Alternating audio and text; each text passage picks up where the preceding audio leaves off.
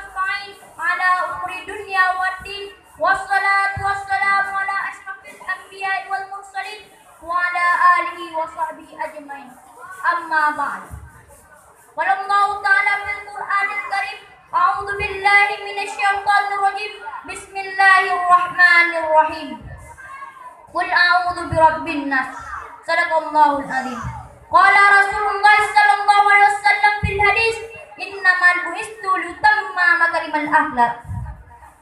Tiada kata yang paling indah, tiada kata yang paling megah melainkan memuja-muji Allah Subhanahu wa taala yang mana Allah telah memberi nikmat dan hidayahnya kepada kita, yaitu nikmat iman dan nikmat Islam.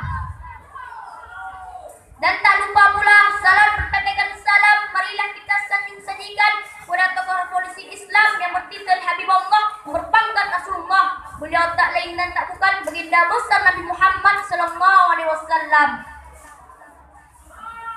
Salawat dan salam juga kita alamatkan kepada sahabat beliau yang rela anaknya menjadi yatim, yang rela istrinya menjadi janda untuk menegakkan kalimatul haq, yakni kalimat la ilaha illallah Muhammadar Rasulullah.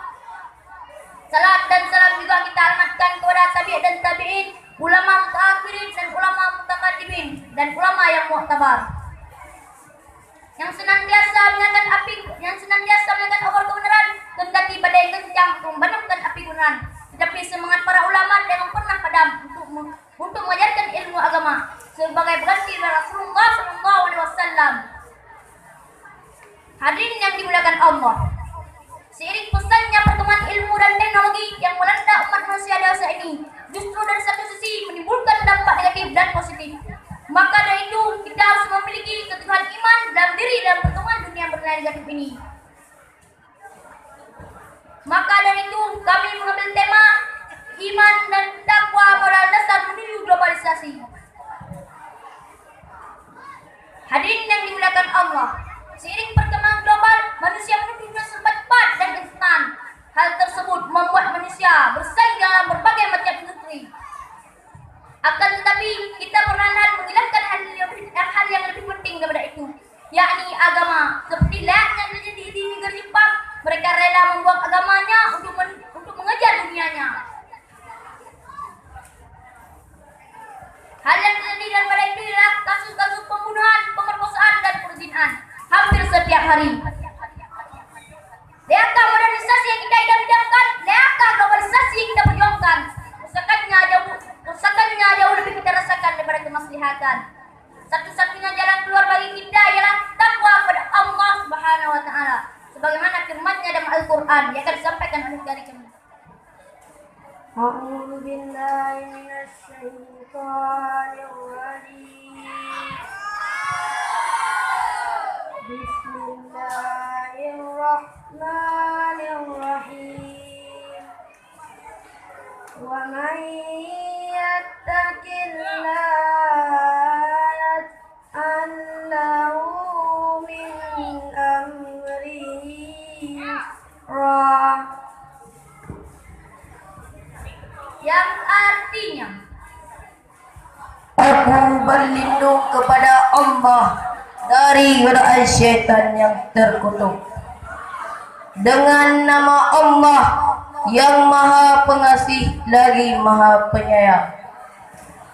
Barang siapa yang bertakwa kepada Allah, maka Allah akan mengadakan baginya kemudahan dalam setiap urusan.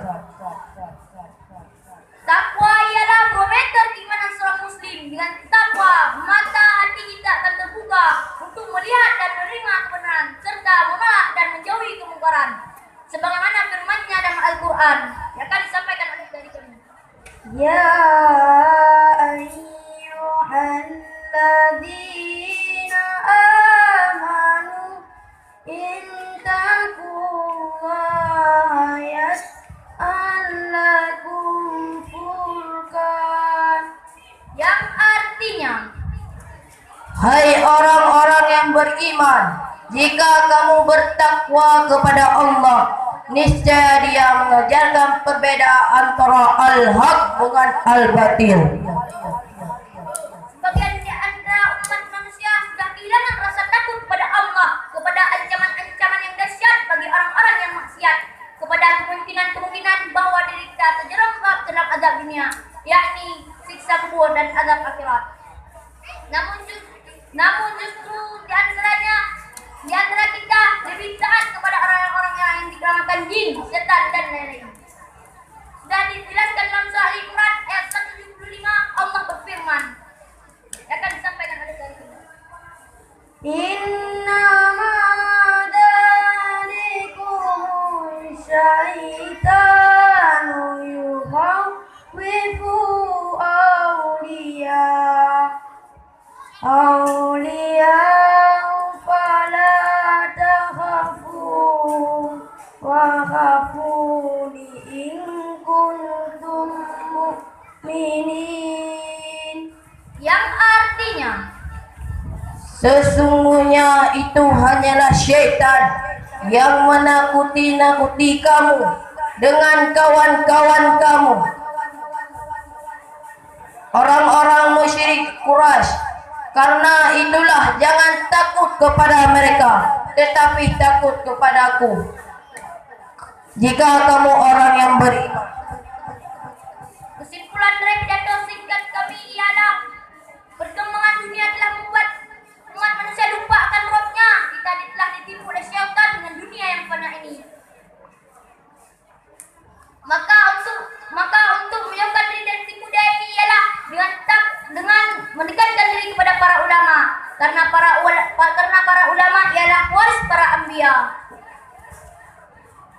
Marilah kita mendekatkan diri kepada mereka untuk melawan tentang zaman globalisasi ini. Sekian pidato singkat saya. Sadaqallahul azim. Maha benar Allah atas segala firman-firman. Wabillahi taufiq wal hidayah. Assalamualaikum warahmatullahi wabarakatuh. Waalaikumsalam.